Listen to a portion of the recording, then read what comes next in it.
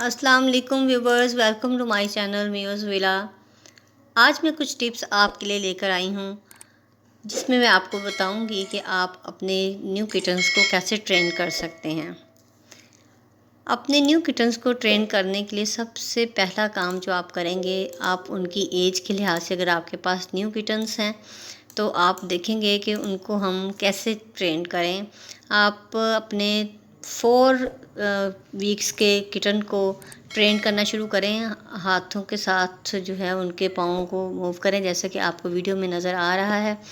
इससे ये होगा कि उन्हें आदत पड़ेगी कि उन्होंने कैसे अपने लिटर को कवर करना है। और मोस्टली जो हैं वो कैट्स मिट्टी में लिटर करना पसंद करती हैं और उसी से उनको कवर करती हैं।